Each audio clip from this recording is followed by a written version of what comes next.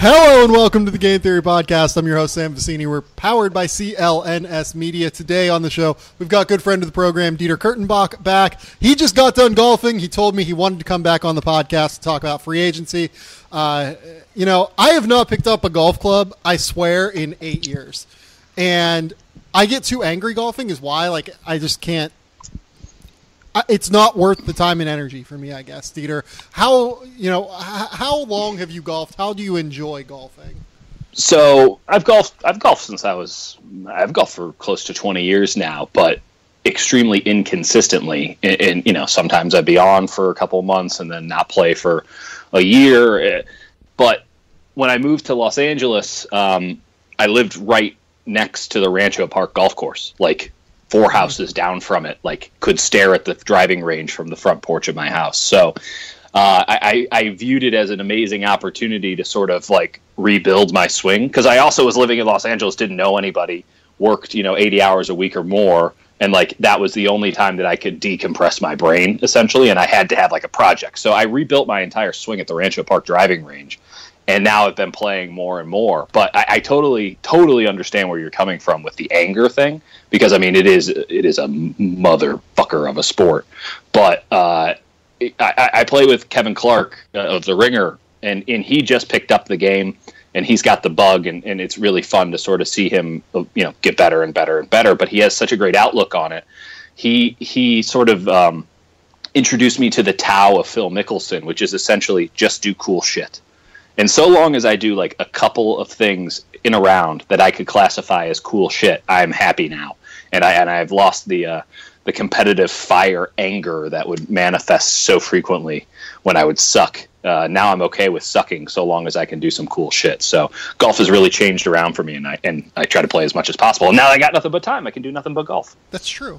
See, when I golf, I can actually hit the ball super far, but I can't hit the ball. Well, I can kind of hit it straight, too. I'm really good with irons, or at least I was when I played. I was good with irons. I was far off the tee, but then I was, the worst putter in the history of putting. Yeah, it's just a total mess, and I would get so angry because I'm just okay, I'm 20 feet away from the hole. This should be the easy part. And then I would putt it 30 fucking feet past the, hole, and I'd be okay, this is dumb. I don't have time to get better at this, and I don't know that it's something I want to take 4 hours of my day, every day, to get better at. Yeah, my mentality on it was, when I was at Fox, I'm at some point, some person, higher up in the entertainment business is going to be let's play golf, and my main goal is don't look like an asshole. Because that's business gets done on the golf course more than we want to admit. It's such a old fratty boys club pile of shit. Intrinsically misogynist. But when every single executive at all of these companies are male. Yeah, right. It is what it is. And that's a whole other conversation. It is. It's bad, but it's bad. It's bad, and bad things have happened. Oh God, I did not even connect the two there. and I don't have enough money for a lawsuit, so that's all I'll say. But ultimately, it is something that you need to sort of have in your business arsenal to a certain degree, and so it was sort of incumbent upon me, or I took it upon myself to sort of reteach myself the game as and I love watching it, and I love going and covering it whenever I get the chance, and I was in the same boat. I could hit it a mile. Doesn't matter if it was going to go straight to the left. And then I couldn't explain why it would go well.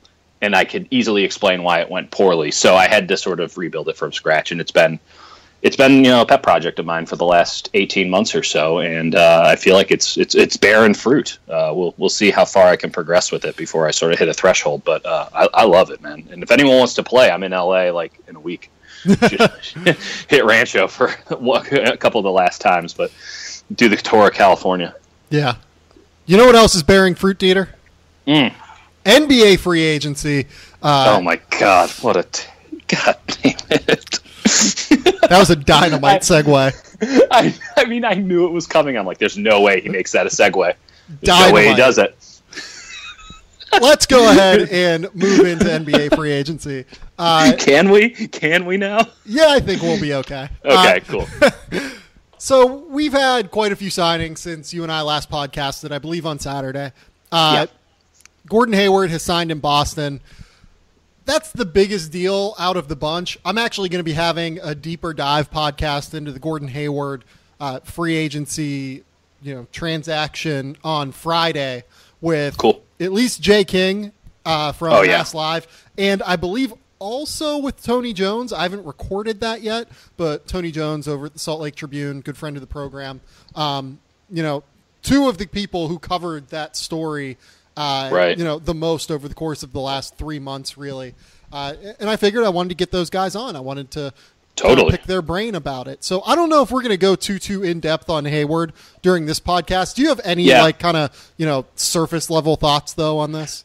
No, I mean, there's no it makes all the sense in the world for both Boston. I think for Hayward as well. You see the balance of power in the NBA right now is entirely West. And while I like a lot of the things that Utah has done, if you're signing a 4-year deal, you have to think to yourself, if you're going to sign a 1-and-1 or a 4-year, if you're committing to Utah, okay, well, what's the ceiling for this team? And everyone will delude themselves into saying I can win a championship anywhere. But ultimately you have to really dig down deep and understand, can we beat the Warriors? Can we beat the Spurs? Will we be able to beat the Rockets? That's 3 teams right now that I would argue the Jazz cannot beat, even if they continue to, even if Hayward took his game to another level. Even, I think Rudy Gobert's got a lot of room to improve, and he's already an excellent player, even with some of the nice moves that they've made on the side with Rubio and bringing back Ingles. I like that team a lot, but given the strength of the Western Conference, it's just hard to get that ultimate goal. Whereas in Boston, you're going to a team that was the number 1 seed, and yes, they were the worst number 1 seed of all time, but they were still the number 1 seed. You're looking at Cleveland right now. That's, I guess Jose Calderon's going to get them over the top, and is going to, I think, be markedly worse next year, but still be the favorites in the Eastern Conference just when it comes to postseason time. I think if you're Gordon Hayward and you were a 50-50 or whatever, you like Brad Stevens, you like Quinn Snyder, you just make your life a little bit easier. And the money was about the same. It wasn't too different. It makes all the sense in the world. A little bit more, in Utah than in Boston. But he has better endorsement opportunities in Boston. Ultimately, I don't think that the money is going to be too different. It's not as if there's one. It's not like Chris Paul was going to leave who's had to leave $70 million on the table had he not orchestrated that opt-in and trade. It was pretty even. The thing with Gordon Hayward, though, is I think if he would have signed in Utah, I think he would have signed a 1+1. Yeah, Utah, totally. Tried to get the designated veteran player extension by making All NBA next season and going from there, right? And maybe. But then you got to think to yourself, if you're Hayward in that situation, well, the West just got harder. They're going to have some. It's going to be harder to get stats. I mean, it's they're not playing at a pace. It is all NBA really that attainable for Gordon Hayward in Utah? I think he's one of the 15 best players in the league if he has a good year. But ultimately, is he going to make that list? I mean, no one even really thought that he was going to make it this year, and he had a really good year. So he was 8th among forwards this year in all NBA voting. Yeah. So, I mean, I totally get it, and for Boston, it makes all the sense in the world. It's just, I think the frustration that I think Celtics fans should have is no different than the one that I expressed on Saturday. Gordon Hayward makes your team markedly better. I think he's, if they won 53 games last year, I think they can contend for 60 this year. And there's a lot of room, and we'll see how it goes, and if they have to move a player to make the salary work and all that stuff. But man, I going into the offseason, I thought that the Cavs were beatable, and it's like this one move doesn't get the Celtics over the top in the Eastern Conference, and I think that there were moves that were able to be made that would have made the Celtics the hands down favorite. I honestly believe that. I might be on an island by myself with that, but I think Hayward makes all the sense in the world. I also thought getting Paul George or Jimmy Butler in addition made all the sense in the world too. But we'll see how Danny Ainge does this, and I'll sort of leave it at that because I could go on for a while. Well, this is something I'll talk about with Tony Jones on Friday, too, for listeners. But I will say this. I think that Utah was pretty clearly a better team than Boston this year. Yeah, agreed. And that came with Boston overachieving their win-loss. And really Utah underachieving their win-loss, right? Like, yeah, they were wicked injured last year. Yeah, they won 51 games last year with George Hill missing 33 games, Rodney Hood missing over 20 games, Derek Favors missing over 30 games, Hayward even missed a few here and there. Dante Exum you would think is going to improve. They just drafted a home run, in my opinion, in Donovan Mitchell. Totally. Alec Burks, if you think you can continue to get something from Alec Burks as he continues to get a little bit healthier past his injuries, there was a lot of reason to think that this Utah team could win 57 games next year, I think. And they're definitely a better team than the Celtics, but the Celtics play in a crap conference and the Jazz play in a stacked West that only got more stacked. What I will say, though, is like Eastern Conference to Western Conference, you're not going to get many more than a 2 to 3 win bump. Really, like the numbers say, I think there was a study a little while back from John Hollinger that said the biggest bump you can get from schedule is 1 to 2 wins. Maybe now with, conferences being as dominant as they are compared with the Western Conference being as dominant as it is compared to the Eastern Conference, maybe you can say that's 2 to 3 wins, but I don't think it's going to be a crazy number though. No. And I'm not purporting it to be a crazy. The number at the beginning, I mean, again, the Celtics were the 1 seed last year, and they probably should have been a 48-47 win team if the stats bore out. But that was the 1 seed, even with just some luck, or they got the dice rolled their way a couple of times. Isaiah Thomas had great end of the games and sort of pushed it, broke the system a little bit. That was still the number 1 seed, and that's how weak the Eastern Conference is. It doesn't matter how many wins you got. It matters what seed you have and your expectations in the playoffs. How many teams can beat you in the playoffs? And right now, there's very clearly 2 teams that can play for the finals out of the Eastern Conference. And going into this season, or last season, it was 1 team. It was the Cavs, and anything else was going to just break our brains because there was no way that that Celtics team was going to play for a title. There was just no way. Now you can see it happening, but that Jazz team, yes, markedly better, but that's just not the way that the NBA is structured. And that markedly better might mean a first-round loss. Yeah, that's how stacked it is. And ultimately, if you're playing for a championship, we are absolutely in a culture full of rings. It's just rings. Which is dumb, by the way, but totally. But that's what legacies are made of. And I don't. Listen, if Gordon Hayward had returned to Utah, he really couldn't make a bad decision in this case. Right. This is a thing where no decision was wrong for Gordon Hayward.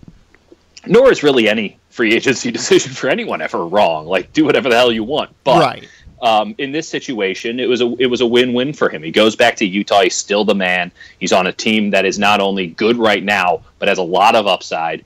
He'd be the savior. I mean, he'd be the biggest thing in Salt Lake since Stockton and Malone. Great. It's not that different in Boston. Yeah.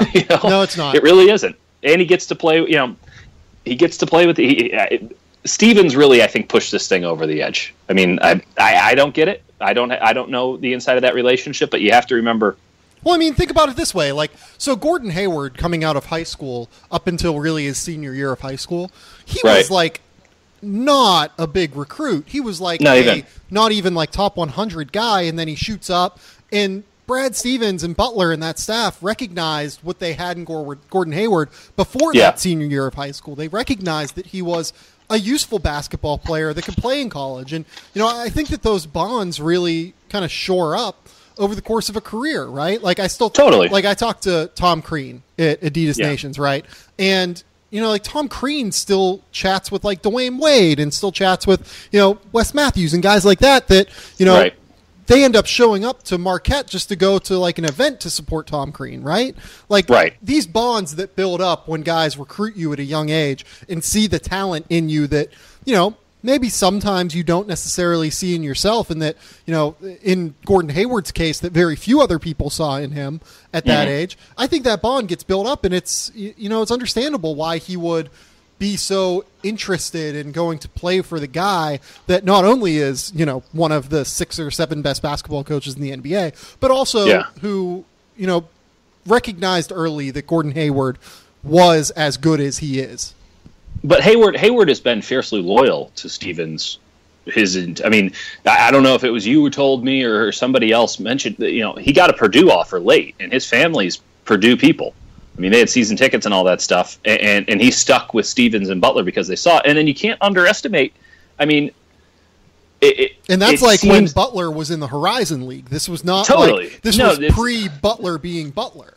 Right, and that's the biggest thing. You can't underestimate how big of a thing it is for Butler to go to back-to-back Final Fours and to have a shot, albeit from half court, to win a championship. Like that makes sense to us now. That did not make sense at the moment. No. And Gordon Hayward had to feel as the star of that team, and I know Sheldon Mack was on that team, and it was a damn good team. But as Gordon Hayward was the star of that team, and for his decision to stick with Butler, to be rewarded in that way by just going beyond what anyone in their right mind could have possibly comprehended. That's the kind of stuff that sticks with you. That's magic. I mean, it's magic. And it's kind of funny. I mean, Utah really, that's how good of a situation Utah is, that it wasn't just a no-brainer. Oh yeah, I'm going to play with the Celtics and Stevens. Are you kidding me? Remember the last time we got together? We broke the world. And meanwhile, he's really torn and all that stuff. And frankly, I thought he handled the situation not well. But doesn't matter. This is stuff I'll talk about with Tony Jones on Friday again. Yeah, I'm fascinated to hear the breakdown from both sides of that. Because I agree with you that he didn't handle it super well. And I also want to get into the, Utah kind of fucked up his restricted free agency by not being willing to cave on a $1 million difference extension time whenever it was October of 2013, and then they also allowed him to get a max offer from Charlotte, which gave them a 3-year window really instead of what should have been a 4-year window. Not getting a player option on the end of that deal would have been really important for them. But we'll talk about all that later on. Let's move on to Paul Millsap. I think that's probably the other biggest changing of teams among any other free agent. Paul Millsap signs a 3-year, $90 million contract to go to Denver. The 3rd year of that deal is a team option, which is just insane to me that Paul Millsap is going to be a 2-year guy worth $30 million a year. And that's all that he got, right? The market for him just never kind of bore itself out in the way that it theoretically could have, right? There could have been a world where Minnesota decides to prioritize him. And there could have been a world where Phoenix decides to not go with this youth movement. And, Atlanta could decide that they want to keep the status quo. And, Miami decides they want to make the playoffs next year. Right. And I think a part of this also is that, Paul Millsap, I believe his agency isn't necessarily super I don't want to say respected. I think they are well respected. A little bit more boutique. But yeah, they're definitely on the lower end, and I don't know that they've really dealt with a situation like this necessarily in the past. What are your overall thoughts on Paul Millsap going to Denver? Yeah, I agree with you 100% on the 3rd year being that makes it a home run. Strange for Paul Millsap. It's great that $30 million for Paul Millsap is probably above market value, but barely. It's an a great deal for Denver. There's no harm in doing this. They need to get some legitimacy, and they have a franchise cornerstone in Jokic. I can see that team being exciting to watch on a nightly basis next year. They were last year. Yeah, but they got to put some asses in the seats in Denver. They need to get that 8 seed. They need to do it because they were running out of capital with the fan base. And this is, listen, is it a sexy move? Is it the big one? No, but this is a move that says we mean business. And this is the sexiest free agency signing that Denver has maybe made in their history. Right. I mean, but you have to remember this is a team that was, the Bulls had to outbid the Nuggets for Dwayne Wade last year.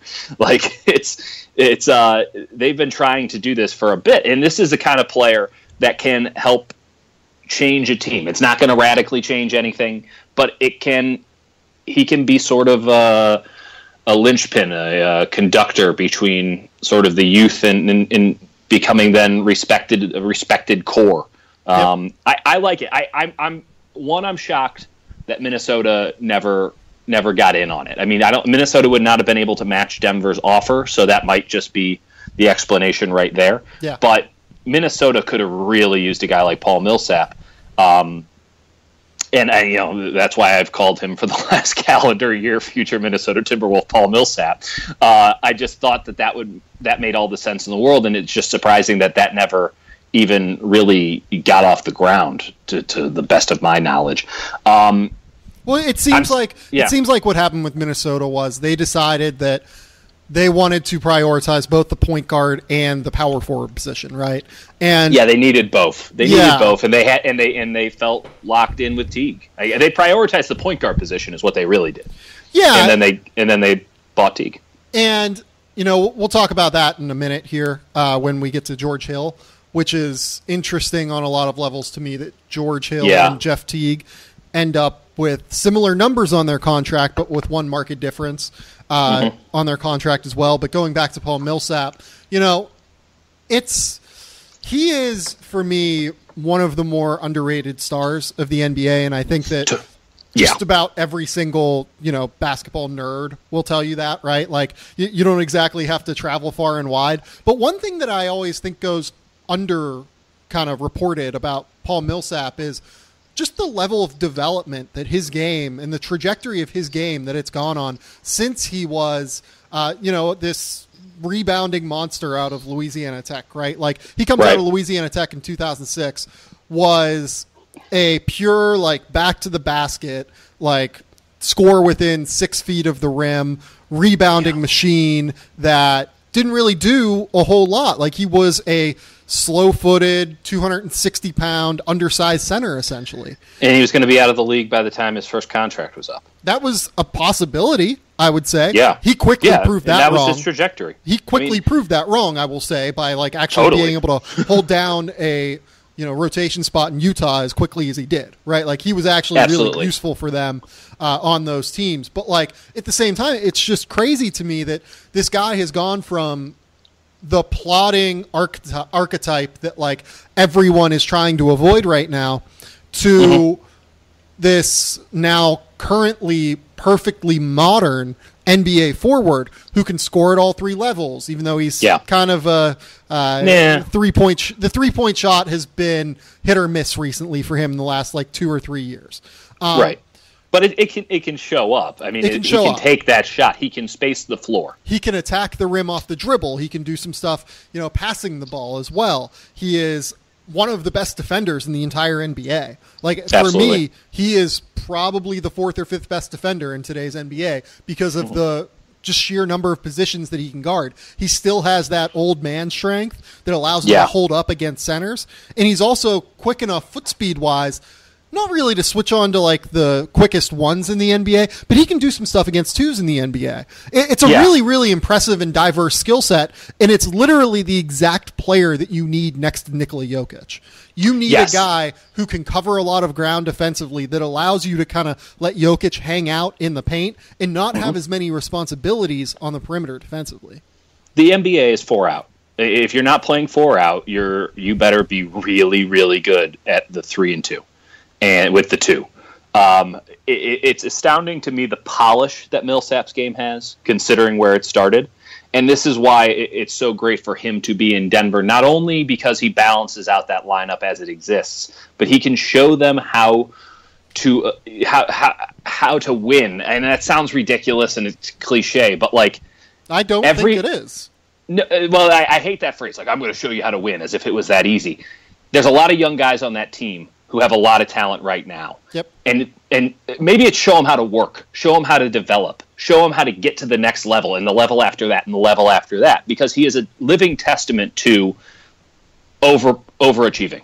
And it's not to say that he hasn't raised the floor every time. He's raised the floor every time. This is his new threshold. Every year was a new threshold with him, and that's what great players do. Now, he might not reach the superstar level, but he is a star in this league. He's everything that you just said, and he just showed up as a consistently great player on a night in, night out basis. No one saw that coming. No one saw that coming. I don't even think Paul Millsap saw it coming. But he's clearly an elite worker, and he's clearly someone who understood where the game was going and positioned himself through hard work and study to be ahead of that curve. And you just can't have too many guys like that. That's the stuff that makes winners. And $30 million, who cares? I mean, that's the kind of thing that every young team needs. And I'm shocked that more young teams weren't really in on it. That's the main reason I'm shocked Minnesota wasn't really that in on him, because just everyone should have wanted Paul Millsap. And Denver, I don't know if this gets them over the hump, just given how strong the Western Conference is going to be next year. But they're going to be in it because Paul Millsap is always in it, and I think they're a playoff team. Like I have no qualms about saying they're a playoff team. Like I think they're probably better than the Clippers.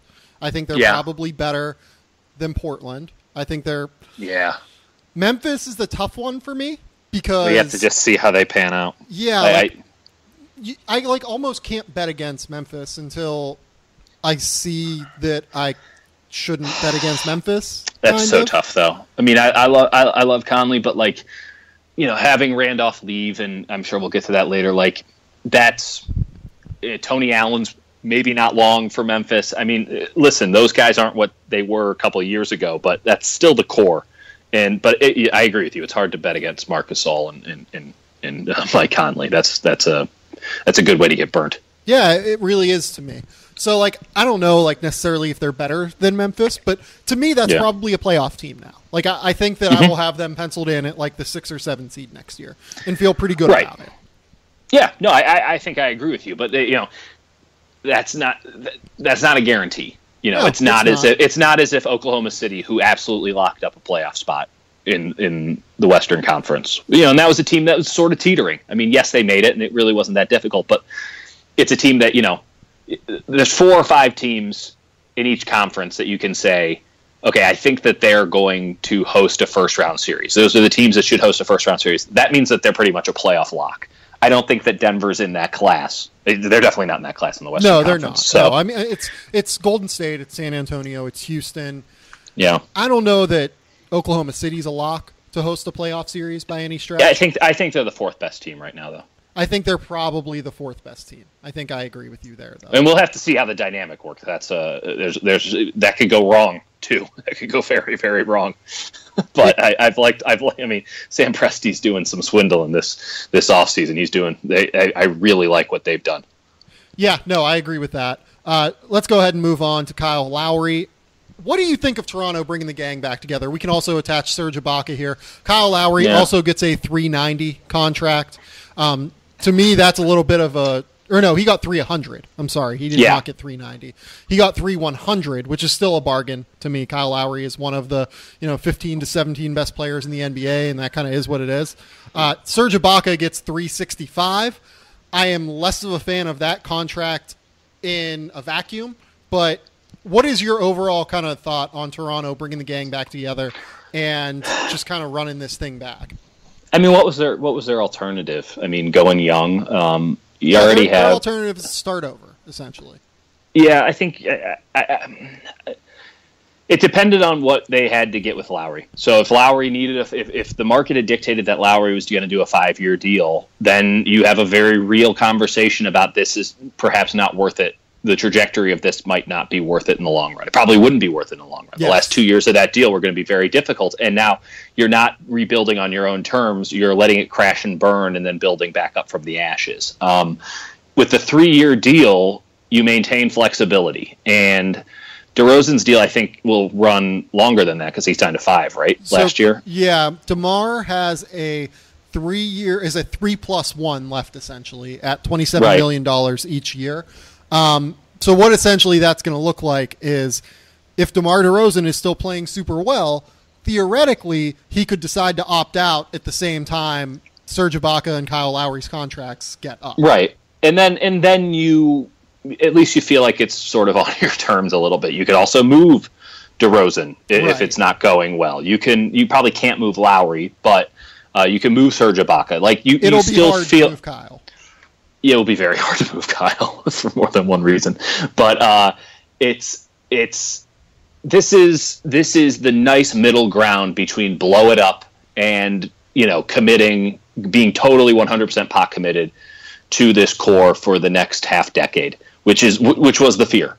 And if you signed Lowry to 5 years, this was the fear. I mean, I'm sure Kyle Lowry is clearly aware of the situation that Toronto was in when it came to him and how he was the bellwether for what ultimately the trajectory of the franchise, again, for a half decade. Because I think that, frankly, if throw on $10 million in 2 years, and I think that deal would have gotten done. He probably would have signed a 5-year 110 or 115, and instead he does a 3-year 100. That's like most guys will do a hometown discount for money. It seems like Kyle Lowry did a hometown discount for years because that was the more mitigating factor for the Raptors. There's no way he was signing 5 years 110. In terms of it wouldn't have been enough money, or they weren't going to offer him 5 years, period. Wouldn't have been enough money for him. Well, like Kyle is still going to be able to go out on the NBA market in year 4, so like after this deal, and get like 2 years, $25 million. Maybe. I mean, he's way better than Zach Randolph, and Zach Randolph just got 2 years, 24.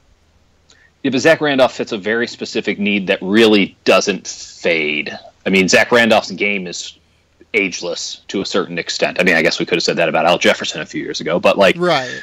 Kyle, and he's going to a place that Dave Yeager is very familiar with what Zach Randolph does. He knows exactly what he's going to get out of him, and Kyle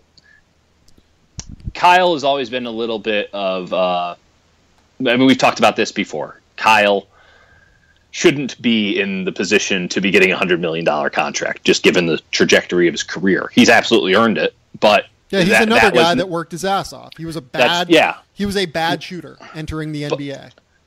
There's no nice way to say this, but fat Kyle Lowry could show up at any minute, and then for a guy who I would say has already maybe even lost half a step compared to where he was a year or two ago.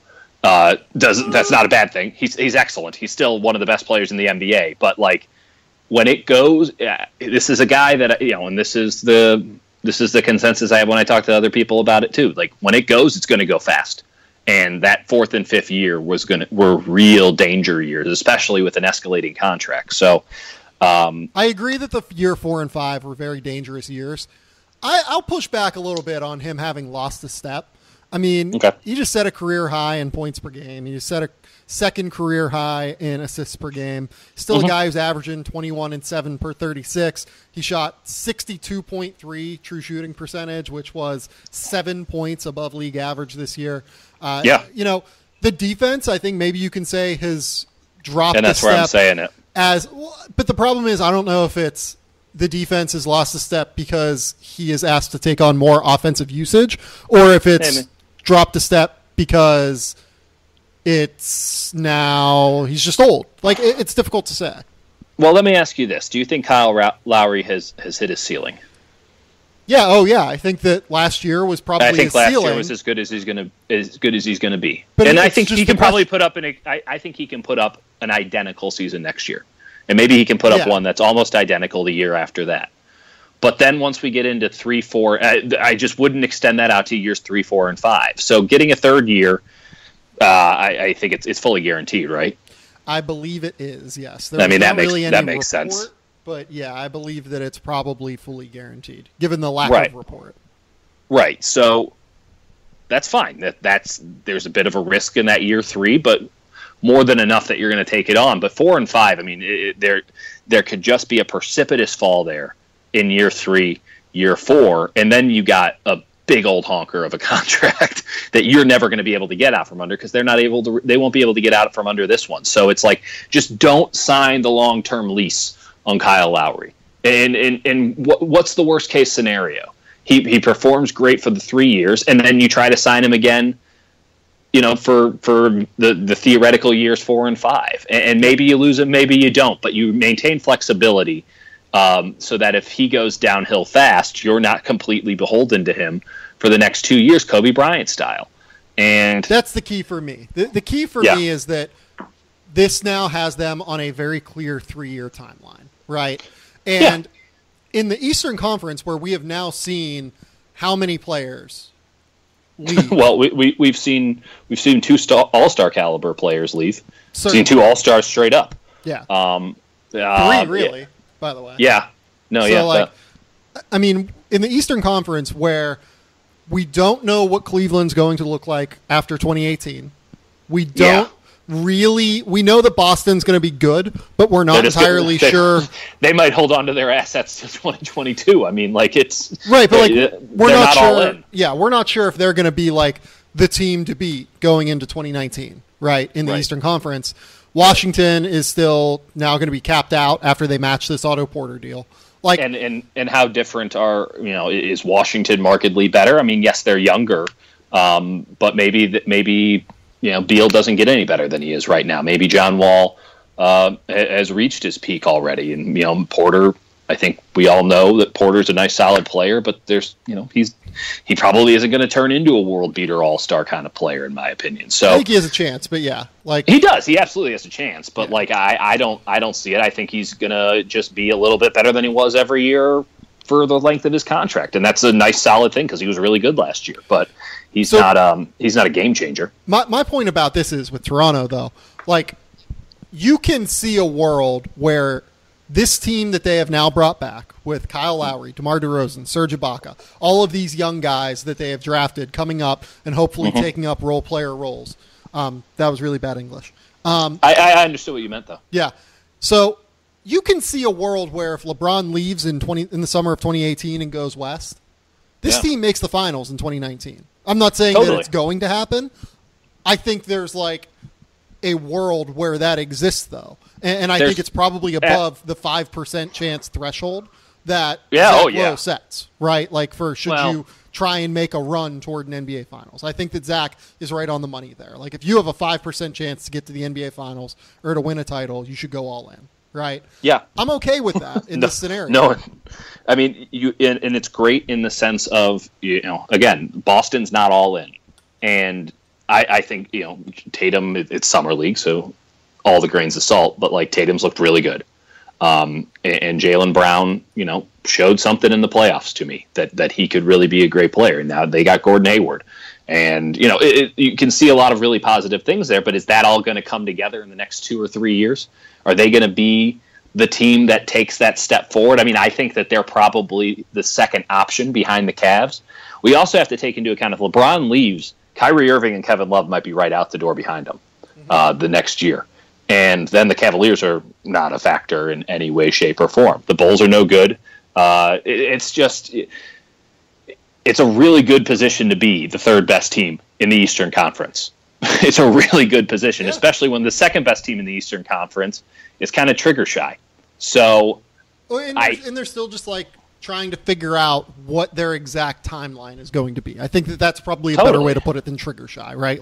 They're trying to figure out, do they want to compete in 2019 or do they want to peak in 2021, right? Totally. Danny Ainge is basically put his team right on a pendulum, and it's 50-50 right now between before 2020 and after 2020. Right. And the Raptors have put all of their weight on the before 2020 pendulum out there, and the Cavs are all in on before 2020. And so it's okay, maybe Boston pulls this off. It wouldn't shock me in the least bit. But I think being third there is really good because the drop to fourth is massive. Well, I think the drop from 4 to 5 is massive. I think Washington exists in this top tier as well. Yeah, okay, that's fair. I misspoke. You're right. It's those 4 teams, though. I would feel much more comfortable being a Raptors fan than a Wizards fan, if we're talking about competing for a title inside this decade. Inside this, like, 4 years, you mean, right? Or 3? Yeah, before 2020. Yeah. Yeah. No, I agree with that. Just real quick, I want to talk about the Serge Ibaka trade. Serge Ibaka deal. I'm not a huge fan of this deal at $365 in a vacuum. I understand why they did it. You know, they give up a first-round pick for him. He and Masai Ujiri have a pretty big relationship from their, Giants of Africa days and everything like that.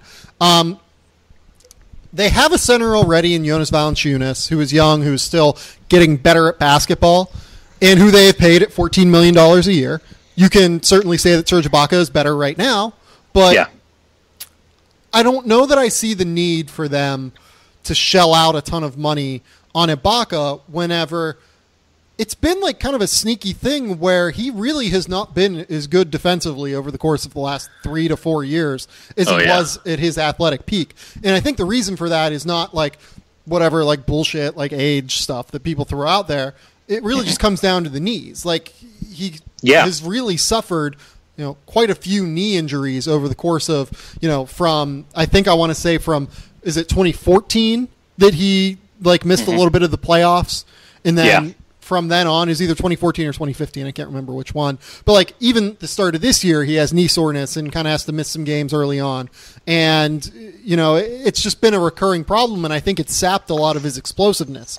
So basically what you're talking about there is you're talking about a stretch 5. He's a 5 athletically now. Like you can't really play him at the 4.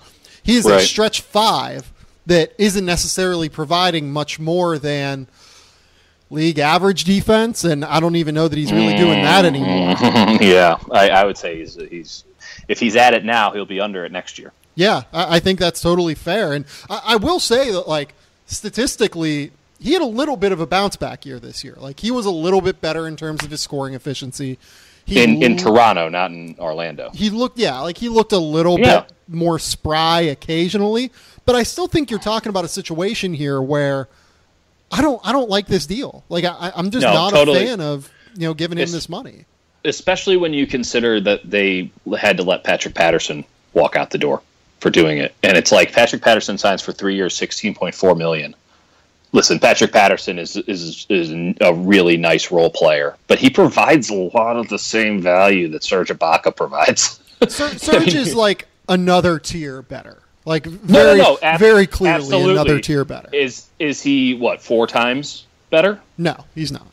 No, because that's what they're paying him. They're paying him 4 times more. Yeah. So no, he is not 4 times better. The cap allocation here is concerning, and to be honest, I don't know how true. I mean, like every contract I think we've seen is tradable now. Like if Dwight Howard's contract can get traded, and Miles Plumlee's contract can get traded, and Tim Mozgov's contract can get traded. Serge Ibaka's contract likely will be tradable at some point. The question is what you have to toss in there. Yeah, like what kind of sweetener are you going to have to put to make that coffee go down? Right, and it's not great. I'm not a fan of this. Like I think that ultimately it's an overpay for a guy that's declined over the course of the last 3 years. Yeah, but I think it kind of goes without saying they're in it. Yeah. They're in it right now, and they're not. They can't dick around with going all in. You got to put all your chips in the middle or not. And this is, for better or for worse, they were already somewhat pot committed, giving up that first round pick, and it's like we gotta do this for the next 3 years. Yeah, in your pot. Yeah. So, poker analogies aside, like it's a bad deal. I think everything that you said, I agree with. I nailed it. I think that if you were trying to, but you would look like you were trying to get cute with it. If you're like, no, Patrick Patterson at 1/4 of the money is a better option because he's just 1 tier shy or 15% worse or however you want to quantify it. Like that's the way to do it. But that doesn't matter. Put your money on the table and let's go try to win a title this year. If LeBron James gets injured for the first time in his entire life, the Toronto Raptors have a great chance to play for an NBA championship. Like, that's not something that you get cute with, especially when you're going to give Kyle Lowry all this money, and when you've already given DeMar DeRozan all this money. Like, right. Give Serge Ibaka the money. That's your 3. Yeah, that's the other part of this, too. Like, it's not like if they give Patrick Patterson 1/4 of Serge Ibaka's money, they can use the other 3/4 to go out and get someone better. The way that they're already over the salary cap, they're using bird rights to re-sign Serge Ibaka. So it's not like you can go out and use the money elsewhere. They're essentially just using it because ownership is willing to pay it, and he's a fine player. And Toronto's ownership has been great. I mean, that's something that isn't talked about a lot. I think that the bigger question is, what was the market for Serge Ibaka that he was able to command? I don't know if it was anything more than market value or whatever, but like, who else was in the bidding to where the Raptors couldn't lowball him? Yeah, that's a really good question. I really don't know. And the other, and real fast, like, I have very big concerns if Valanciunas can develop into the player he might be, which I'm not as optimistic on him, just because he's a little plotting and he doesn't. I have some concern. Everyone has concerns on Valanciunas. I hope they don't trade him, but I have big concerns on if he can develop into the player that he could be with Serge Ibaka around, because I don't think that they can both be on the court together. And probably not. Serge spaces it. So now you're playing two different styles essentially. And yeah, I mean, it's Valanciunas, is it good to have a $14-15 million center as sort of the linchpin of your bench, and you basically feed him in the low post? That doesn't seem congruent with sort of the way that the Raptors like to play. And also, if we're going to do this, maybe they should consider getting rid of Dwayne Casey, because he's just not that good of a coach. But that's a different story for another day. Yeah, I mean, Jonas Valanciunas, we can kind of talk about real quick. Like, over the last 3 years, he's had over a 20 PER. He is 7 points above league average true shooting percentage. He is one of the best defensive and offensive rebounders in the entire NBA. Yes. He's a pure finisher. He doesn't really block shots, but he's a useful player. He's a really, really useful player. If you can get anything out of him in terms of developing his mobility or anything along those lines, he'd actually be a really, really valuable guy. It's just, I don't know if you're going to get that. Like, I don't know if he's physically capable of it. I guess my fear is that Toronto still thinks that Serge Ibaka can play the 4. No, they don't. Masai Ujiri has said publicly, he is a 5 at this stage. So no. So then I think there's a real fear that they're going to trade. They're going to trade Valanciunas and basically get nothing back. I think they're going to trade Valanciunas just to try and cut down on money and try and lose some of this luxury tax bill. We'll see though. That makes them a worse team. That might put Washington over them. I mean, legitimately. It makes them a worse team for sure. Let's go on ahead and talk about Sacramento here. They made a couple of really interesting moves on July 3rd. George Hill for 3 years, $57 million. Was this the 4th? I don't remember. The days have kind of blurred together. George Hill, 3 years, $57 million. Partial guarantee in year 3. Zach Randolph, 2 years, $24 million. I'm a fan of one of these deals. I really don't like the other deal. George Hill, to me, makes a lot of sense for them. Zach Randolph does not make any sense for them, in my opinion. Yeah, it's Jaeger. They're getting the band back together a little bit between the two of them. Listen, the Kings signing 2, I would say, household name players to the casual basketball fan, that's not something to scoff at intrinsically. I think that George Hill is just an outrageously good signing. I thought his market was incongruent with how good of a player he is. So yeah, he gets 3 years, 57, the same number as Jeff Teague, except George Hill only gets a partial guarantee in year 3. Jeff Teague gets a player option in year 3. That's insane. I will not understand what Tibbs was doing between the two. I just don't get it. When you have, just very simply, you have. Well, I think it's that Hill didn't want to go there, to be honest. Okay, that is what it is.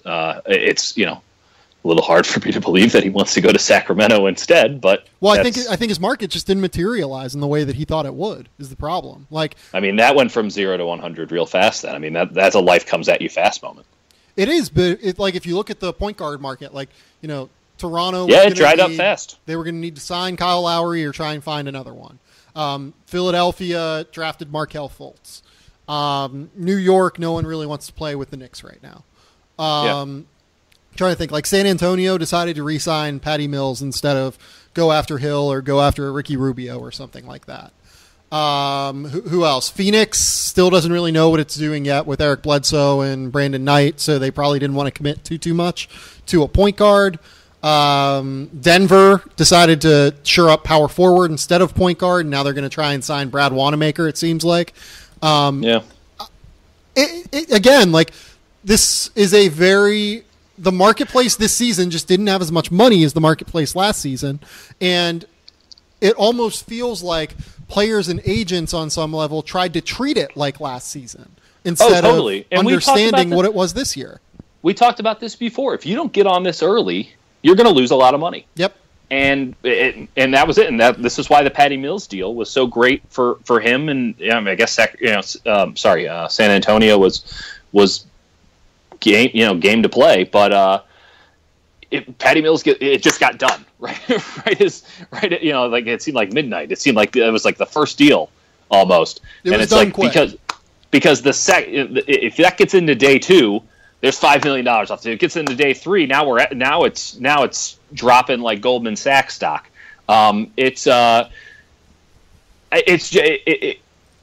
talk about Sacramento's big picture though. And frankly, how much I really, I slandered the bejesus out of Sacramento when they traded Boogie Cousins. I'm not willing to, fully say that was a good deal. I can't imagine that was the best deal, considering that Vlade said that he had a better deal the day before. But they played a lot better once Boogie was gone. Scal has looked good. Buddy Hield looked good.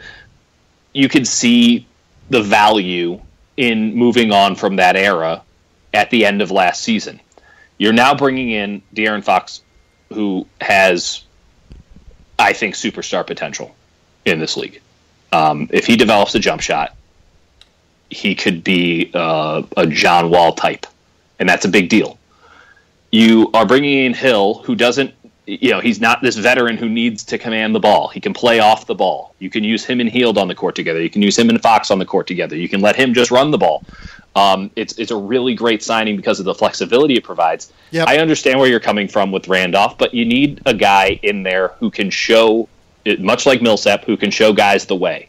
And Zach Randolph, despite not being able to jump over a phone book, has been an incredibly valuable player in the NBA and has, it's cliche now, but grinded his way into All-Star games and grinded his way into the playoffs every year. That's the kind of leadership that you want from your team, especially when you have a lot of guys who, frankly, have the reputation of kind of being spacey and not being the most, grit your teeth and get the job done kind of guys. That resets the culture in Sacramento. I honestly think it does, and that's why I think Dave Joerger probably pushed for this signing, even though it doesn't make a lot of sense from an X's and O's standpoint. You need a guy like that in the locker room. The Kings got nothing but money to toss around.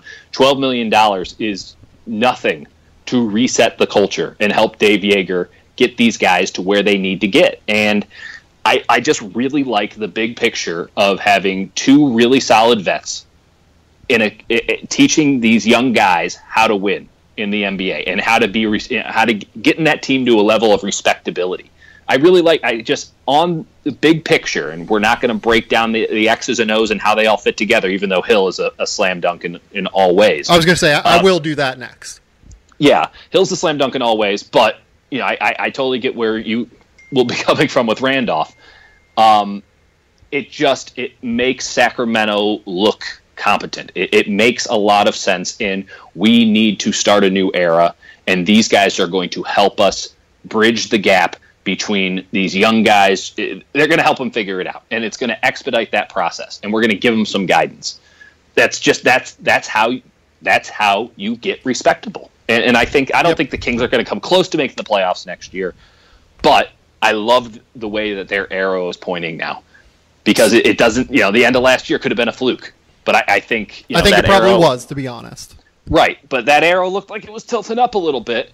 And now you can say, okay, that arrow's up. It would be weird if this team doesn't show market improvement night in, night out next year because of the people that they brought in. So, yeah, I agree with all of that.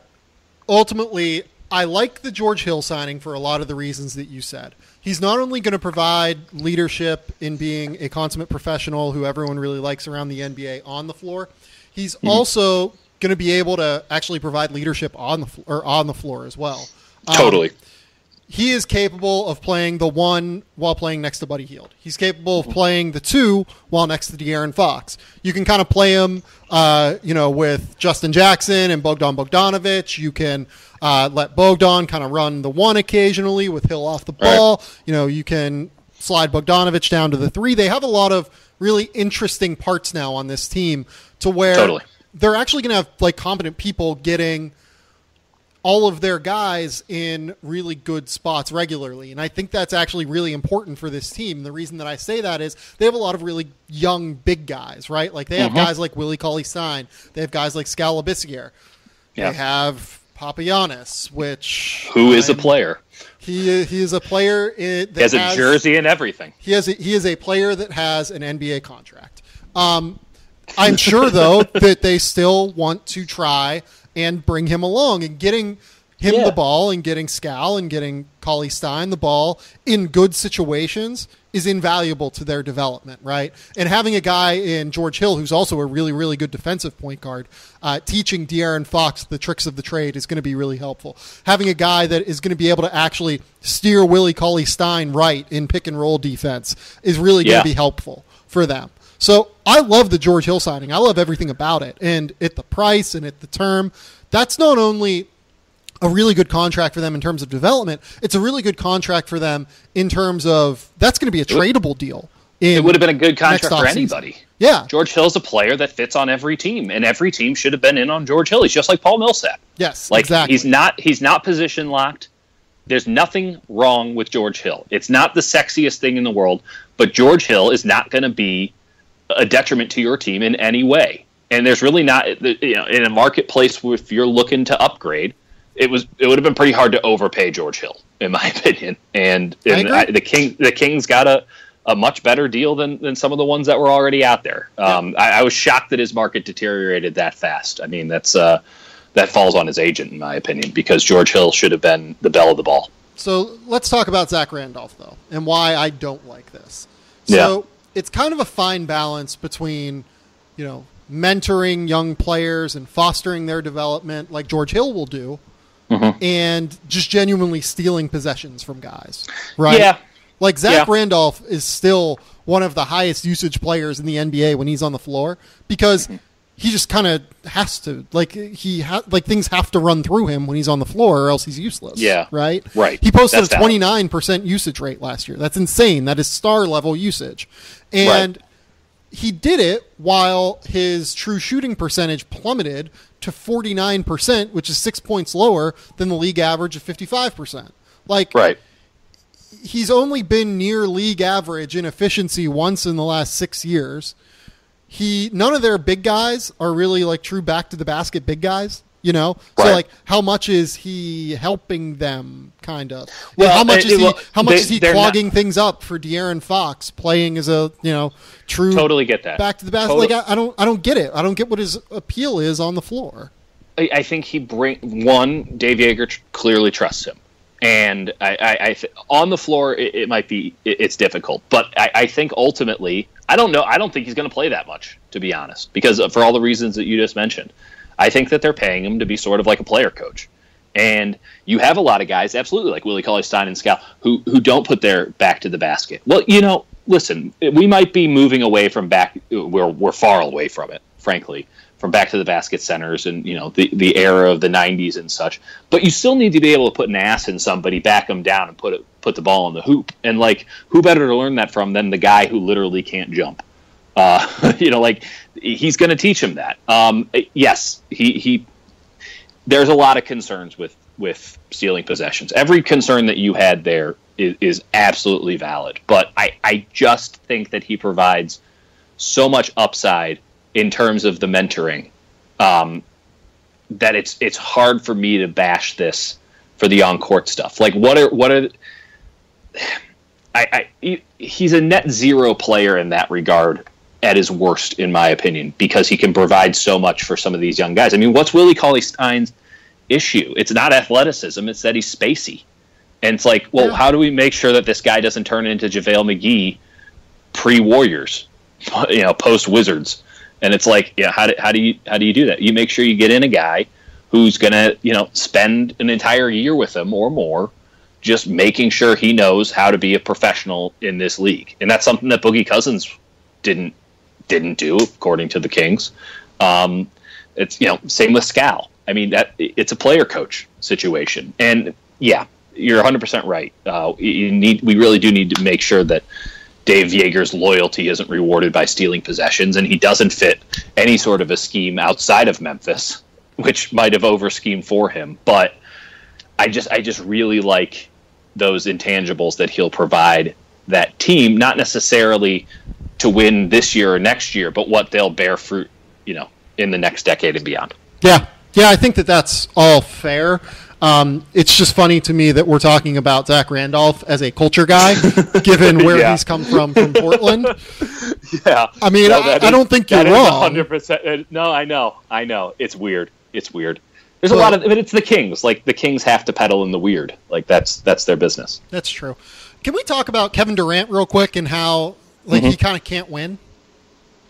Yeah, no one will. No, it's the same with LeBron. I mean, just somebody does something that doesn't adhere to, the college football fans' understanding of the NFL or the NBA.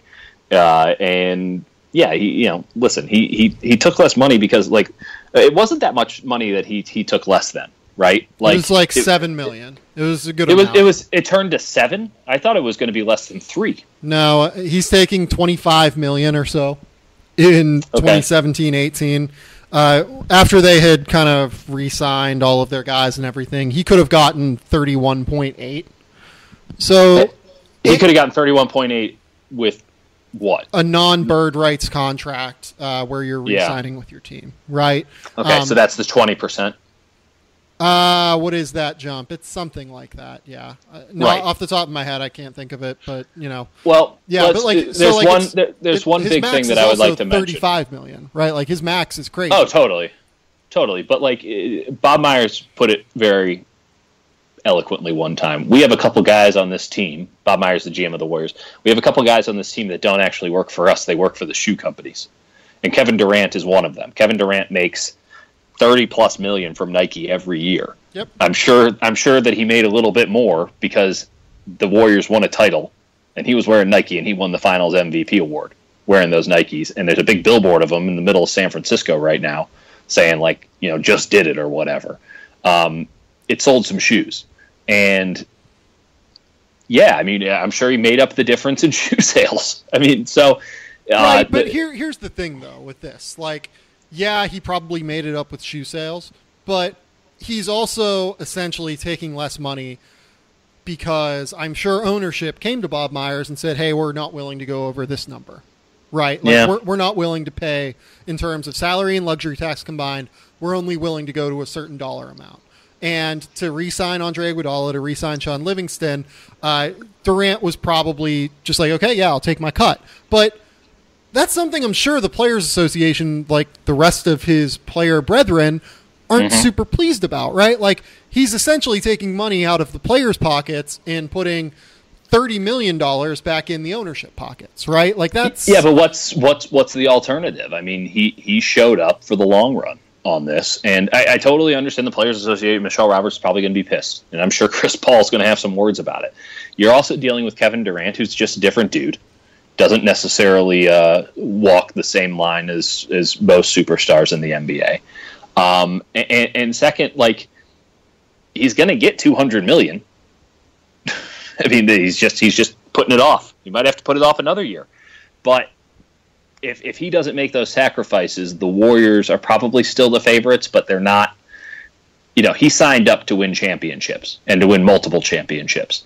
And if you're going to start losing players from jump the year after you win one, this is how you end up in a situation like Cleveland has right now. I'm sure he looked at what LeBron did last year and taking big money and setting himself up to take even more down the line and thinking, well, that means that they don't have Matthew Dellavedova for last season. And while Matthew Dellavedova isn't the difference between the Cavs winning the championship back-to-back or not, it certainly was a big issue that Cleveland had to deal with all year. They thought they had maybe fixed it with Darren Williams, but they had to, it's not as if you can fix that problem with the minimum salary, truly, and we found that out in the finals. And now this year, it might be Shump who's next. And it's just because, some sacrifices weren't made, frankly. And, owners that's their prerogative to not go above a certain threshold. Now, that's a different conversation for a different time, but they're the ones who have to pony up that money, $2 on the dollar. So Kevin Durant has to balance those things. And if he really signed up for winning championships, and that's the thing that he's willing to, in essence, pay for, then I think he's cool with the trade-off. So we'll see. I still think the guy gets over $200 million, which at a certain point, there's a point of diminishing returns on money at a certain threshold. And I think Kevin Durant is going to be crossing that threshold here pretty soon after next season. So I don't put too much stock in him. I mean, Stephen Curry could have renegotiated his contract at any point over the last couple of years. He waited out for the $200 million. He took he signed, in $44 million over 2 MVP seasons, including one which was a unanimous MVP season and 2 titles. He could have renegotiated. I'm sure the Players Association would have wanted him to renegotiate and set a new standard. But he also knew that if he did that, the Warriors weren't going to be the Warriors that we know. And he sure did enjoy that period of time, and he knew his payday was coming. So he waited it out, and I'm sure that he would do it all over again if you gave him the same opportunity. Yeah, look, I mean, here's the thing. It's a very personal decision, right? Like, it's very much whatever he wants to do, he has a right to do. But I guess that my point is he can't make everyone happy with whatever he does here. And it just kind of sucks because he's like a very good dude who you really just would like to see good things for, but it's tough. Yeah, no, I think that you can't make everybody happy is the wrong way to look at things in the year 2017. Yeah. It's how many people can you make happy? Because the negative is the positive needs to be proven in the year 2017. The negative is the pervasive mood out there. Everyone's going to be angry about everything. How many people can you make happy? And more importantly, can you make yourself happy? Are you comfortable with the decision? Who gives a shit what we think? Who gives a shit what anyone who, on Twitter thinks or whatever? Kevin Durant makes more money than we'll make in our lives combined, regardless of if he takes the number one deal or not. He is thrilled with his decision to go to the Warriors. No regrets on that whatsoever. And he doesn't want this run to stop just because he wants an extra $7 million or he wanted an extra $15 million or he goes to Joe Lacob and says, give me the Supermax or whatever.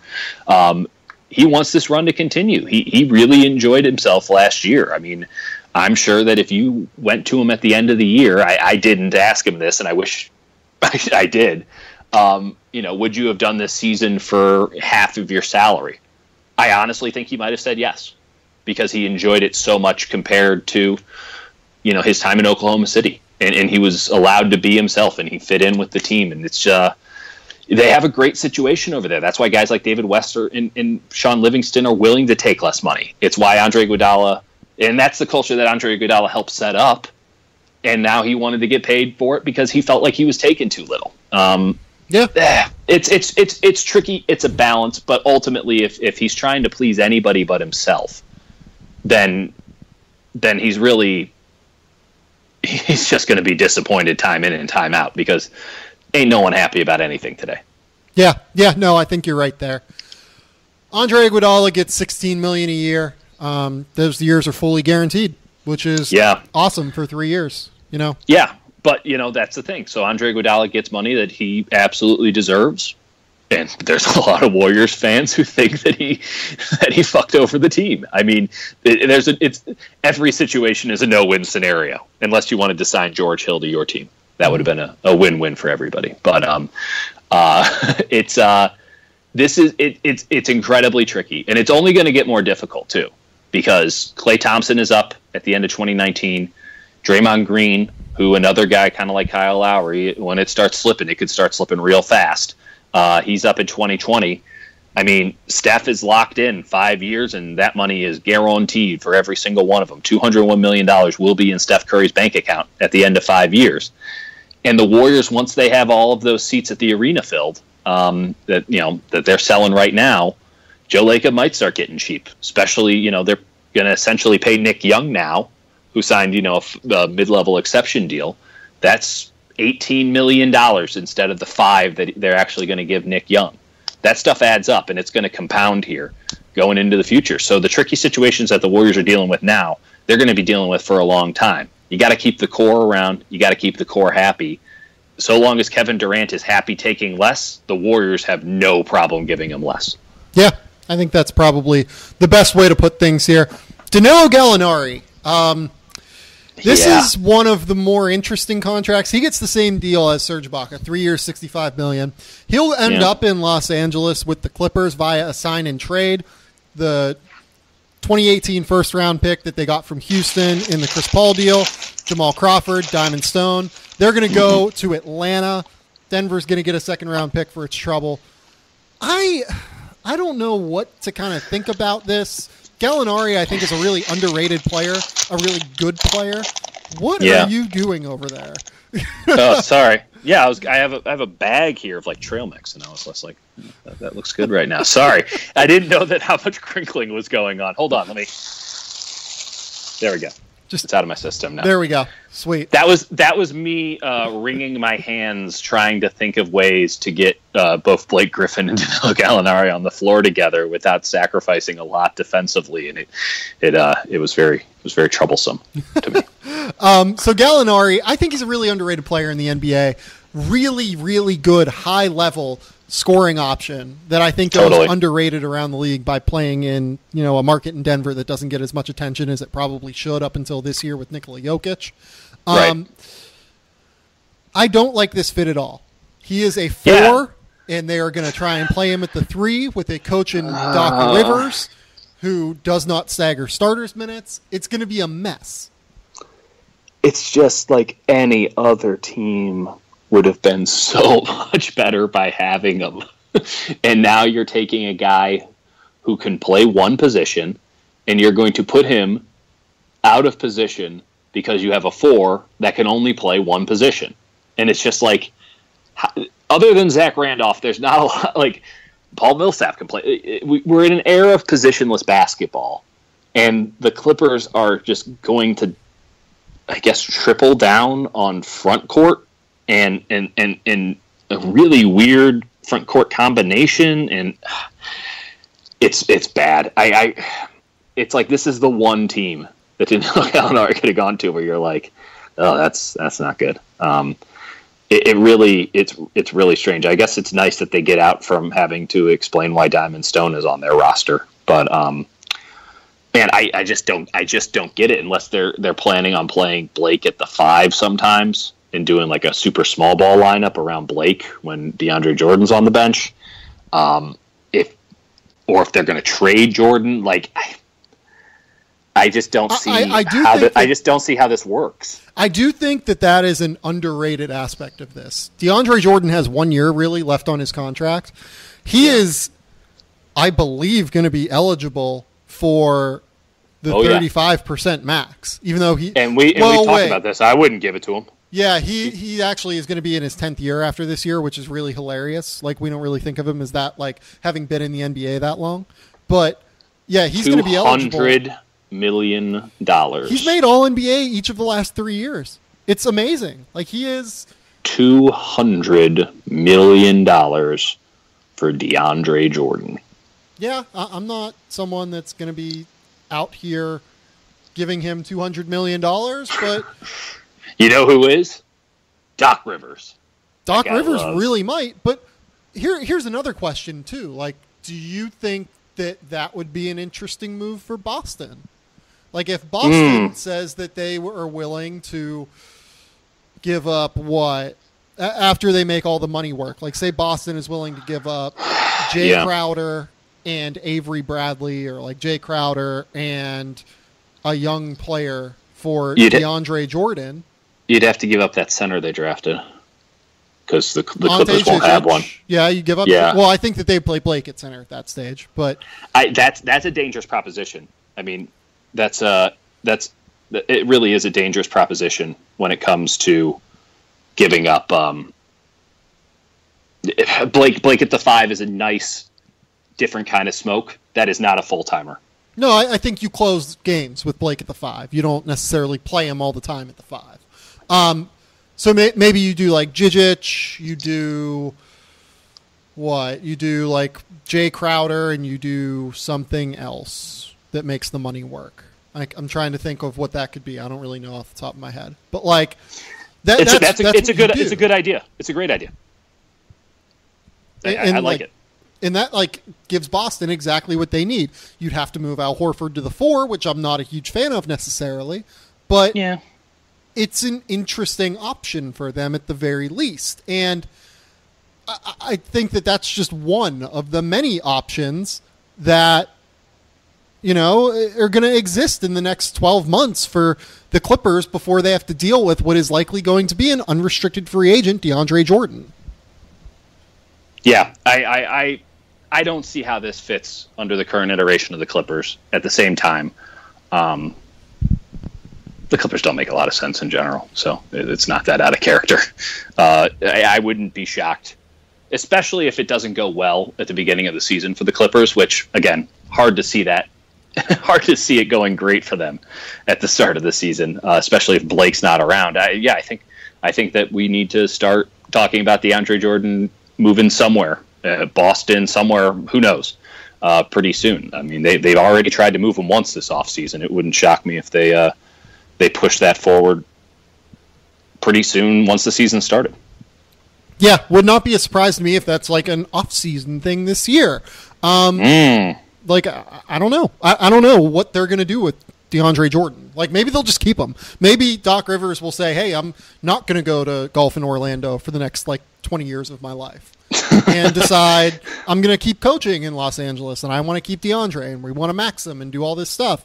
Maybe that is what happens, but I don't know. Like, I am fascinated by that saga as much as anyone outside of LeBron to me, because the LeBron one's tricky because LeBron's not going to show any of his cards. Like, he's going to hold it in, and so it's just us projecting into the void. Right. So I don't know how this is really going to work out yet. We'll see. Gallinari, though, they're going to play him at the 3. He can't defend anyone anymore, really. He really never could. Yeah, but he's also really lost quickness after the ACL injuries. He's still a really, really high-level scorer, like I said. Anywhere else, I probably would give that a positive free agency grade. Just doesn't make any sense. Just doesn't make a whole lot of sense there. Dion Waiters gets 4 years, $52 million earlier today. I'm fine with this deal. I'm generally okay with it because I would be worried in a lot of other places if you give Dion Waiters $13 million a year. But he was like a consummate professional in Miami. But yeah, they also have the great training staff that'll keep him in peak shape. He'll be able to work really well with Goran Dragic, who can play off the ball from time to time. Dion obviously likes the ball in his hands, likes to drive a little bit, likes to do his thing offensively. Good catch and shoot guy as well now. Sneaky on-the-ball defender. Not a great off-ball defender, but he's actually a pretty tough on-ball defender. This is fine. $13 million now is, 4th or 5th starter money. And that's what he is. That's what Dion Waiters is now. And he actually has upside for a little bit more than that, too. Yeah, I think it's it's rock solid. I'm excited. I'm just excited to see, the end of last season for Miami was so enjoyable. I'm just excited to sort of see the band get back together and see if they could make it last an entire season. That'd be really good. And if they can't, I think that they have a lot of contracts that are going to be very movable. And they could be in the market for, a pretty significant upgrade. Maybe, a Whiteside for Dion. I don't know. I mean, there's a lot of flexibility and there's a lot of intrigue with this Miami team. And, they're going to be one of those teams that you're going to have to really watch a lot of this year because they're not only going to be players, I think, for the playoffs in the Eastern Conference this year. That's not saying a lot, but I think that they could get to that next level. Maybe not with their current roster, but they'll have the flexibility and the wherewithal. If the market opens up for them to make a jump, they can make a jump in a big one. So, Miami's fascinating. I mean, the least fascinating thing about Miami right now is Dion Waiters. So, how fascinating are they going to be? Yeah, no, that's a really good point. Do you know who else got 4 years, $52 million? Who? Joe Ingles out in Utah. I love Joe Ingles. I don't know if I think I'd prefer Joe Ingles to Dion Waiters. Less entertaining, but more reliable. See, I actually think Joe Ingles is more entertaining than Dion Waiters. I love Joe Ingles. Like, I love watching that dude play. Crazy good passer. He plays like a motherfucker on the floor. Yeah, no, like, he's got some sneaky swag. That dude will stare you down, throw a 3 down in your face. He'll talk shit afterward. He is awesome. I love that dude unconditionally. I don't feel great about giving him 4 years, $52 million for his age 30 to 33 seasons. I get it. But you have to also understand when that money went out, that they were trying to bring back Hayward and that they were all in with the main core. I don't think they have any regrets over giving him that money now. I'm sure they don't. There's really no way that they weren't going to give him that money, just given the environment. I mean, even if it hadn't been agreed to before Hayward's decision to go to Boston, I think they would have ultimately kept him. He's probably peaked out, though. I don't think that there's a lot more. I don't think those growth plates have too much room left in them. But you know, he keeps Utah in it. He really does. And it's going to be great too, because they're going to really work, you know, Hayward, the offense really revolved around Hayward. He can sort of slide into that role more full time now. And all of the things that you mentioned, great passer, knockdown shooter, plays with some swag. Yeah. I mean, he could really blossom in the new reality of the Utah Jazz. He really could. Yeah, no, I would not be surprised about that. I also just think he kind of is what he is. I don't know if it's like a situation where he's going to like blossom full stop. He's a very versatile player who can play the 2 through the 4 positions, both offensively and defensively. Really good passer, really good shooter, can do a lot of different stuff in a role variety that you like from those kind of players. There's just not a whole lot of, you know, upside for me. Like, I think this year was probably his best year in the NBA, if you made me guess. You know, at 29 years old, that just aging curves would tell you that will probably be the case. Maybe he gives you one more bump up. But the last 2 years of this deal, I don't know that I see them being great for Utah, and that's a little bit of a disappointment. We'll see, though. I mean, maybe Rodney Hood takes the next step to be Gordon Hayward light, and then you have Joe Ingles next to Rodney Hood, and that's awesome. I don't know. Yeah. It's a tough spot. I mean, we could extrapolate this till the cows come home with Utah and how difficult of a situation they're in. Ultimately, you lose both Gordon Hayward and Joe Ingles. It's hard to see you as a playoff team, even with Gobert there and now Rubio there. Like, those were the key guys, especially in that Quinn Snyder offense. They would have had to really have changed that team in a pretty dramatic way, offensively at least, had both of those guys gone. You know, sucks that they're both not there just for, you know, the sake of I liked what they were building, and ultimately it will not come to fruition unless something radically changes. But Ingles is a rock solid player. Yes, there's not really any growth, but I don't have a problem with paying rock solid players fourth or fifth starter money. Well, like, here's the thing. Like, statistically, Joe Ingles is not a guy that jumps off the page, but you watch him and, like, he just helps you win, which is, like, a fucking ridiculous thing that people say all the time. But, like, no, but he is the peak of that. He is an effective player. He might not be a hyper efficient player, might not be a stats darling, but that guy, he's kind of like those guys in football who are always near the tackle. He's a baseball player that doesn't have the best stats, but he always, he seems to always come through in the clutch, and he always makes those great plays. He's reliable. You know exactly what you're getting with Joe Ingles. You can't take stuff like that for granted, and you can't get cute when you have to pay him, because someone else is going to pay him, maybe not as a culture changer, but as someone they can just trust. There's not a lot of guys you can trust in the NBA. If Dion Waiters, perhaps one of the least trustworthy players in the NBA, can sign for the exact same deal, and we're all like, yeah, that makes perfect sense because he does have, of course, upside, then Joe Ingles, a trustworthy player, should be worth pretty much the exact same. So I have no problem comparing those contracts because they're pretty much on the opposite sides of the spectrum, but meeting in the middle, it makes a lot of sense that the numbers are the same. Fun fact about the Joe Ingles contract. In year 4 of this deal, he is currently slated to be the highest paid Australian basketball player ever. Who was before? Andrew Bogut. Bogut had $14 million paid to him 1 year by Golden State. Yes. Ingles is currently slated to make 14.3, assuming typical raise structure from Utah in this deal. Ben Simmons might make that a little bit different by the time he comes up for his contract, but we'll see. Let's move on, though. Let's talk about some of these other lower-level contracts real quick.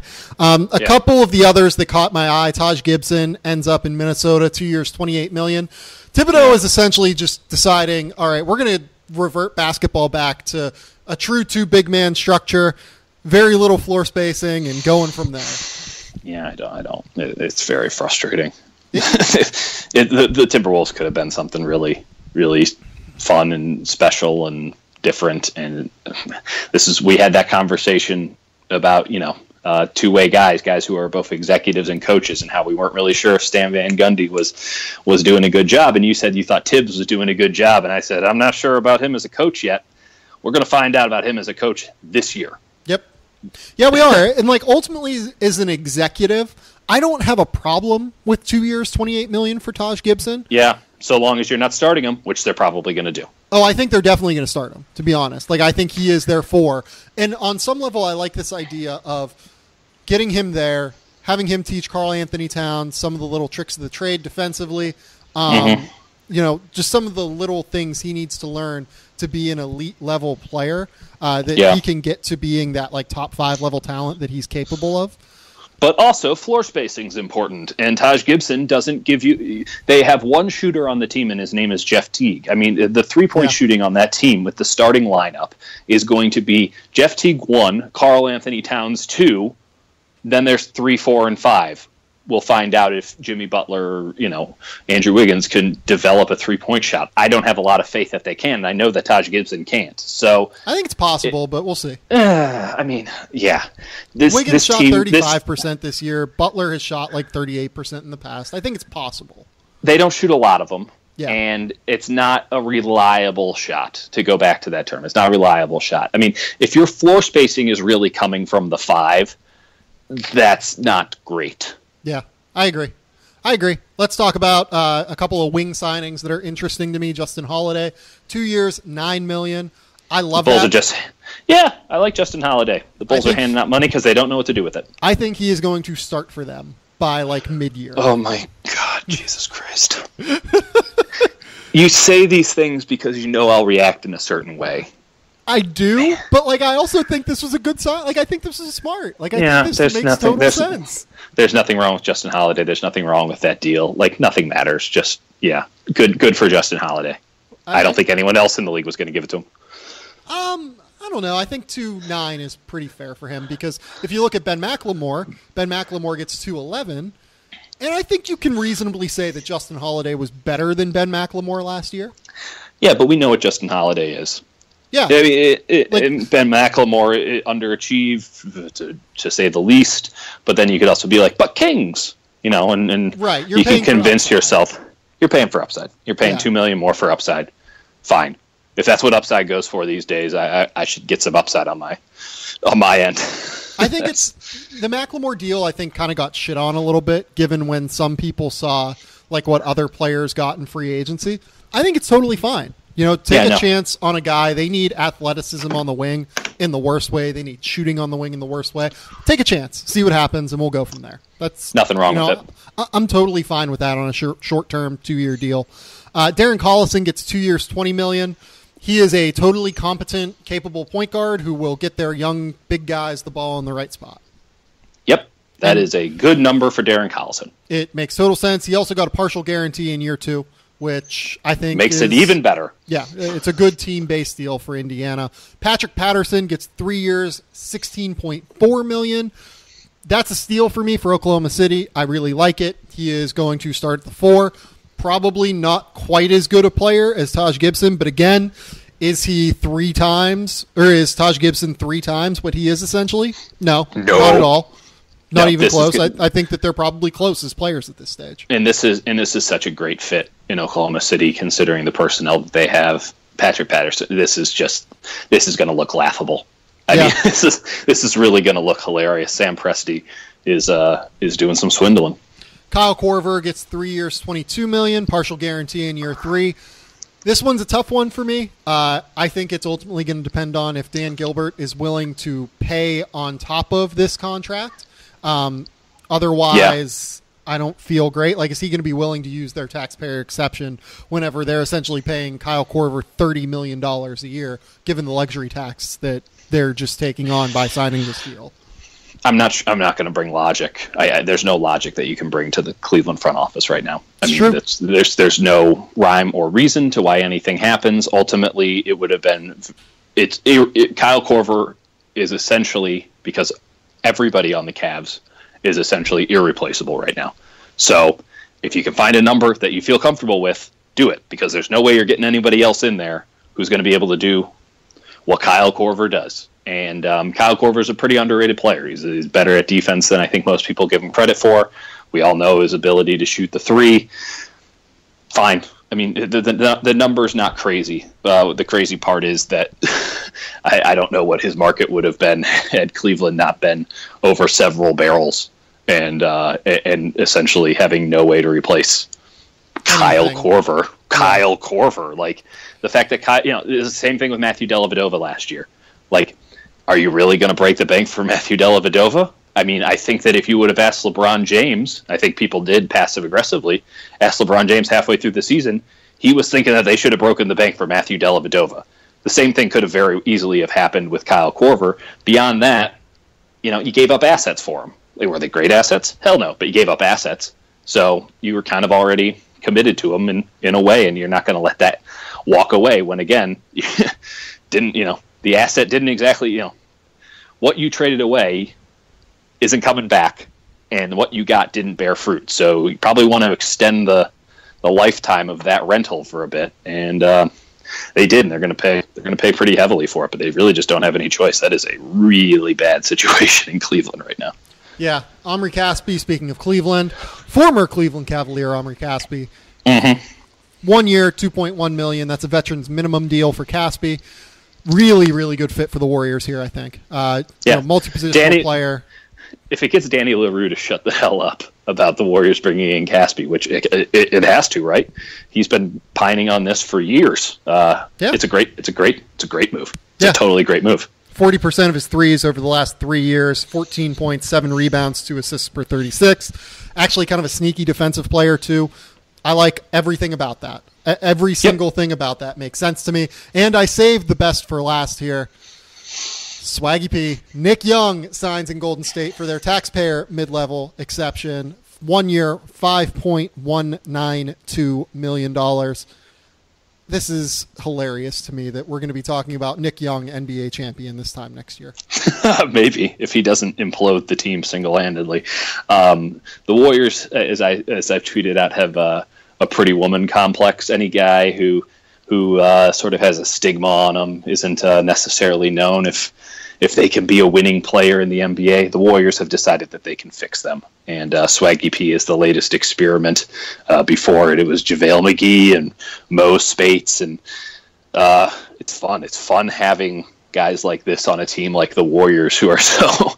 it brings some weird into the situation. It gives us something to enjoy when the slaughtering of the rest of the NBA is done. You need some of these secondary and third storylines. So this is going to be hilarious. I mean, it's just going to be awesome. This is my favorite signing of the offseason.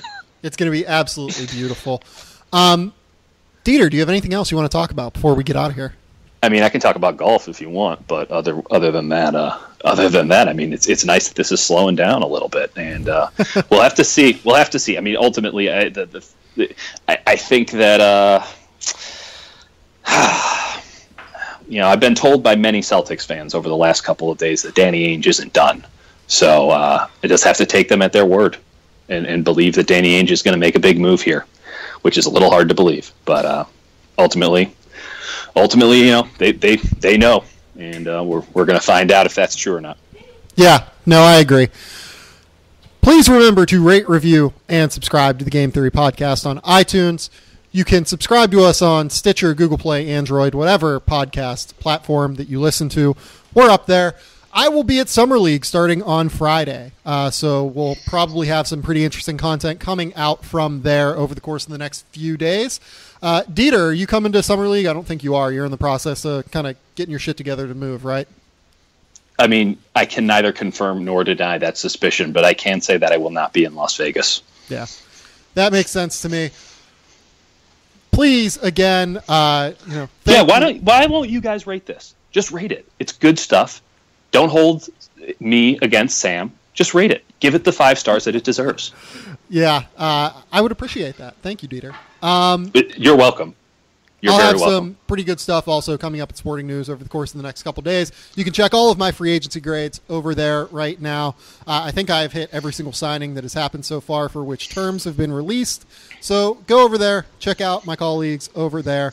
And again, like I said, we'll be back on Friday with a podcast with Jay King and probably... That's going to be a banger. It's Tony going to be a Jones. banger. Yeah, probably Tony from over at the Salt Lake Tribune. So we will see then. But until next time, we will talk soon. Thanks, guys.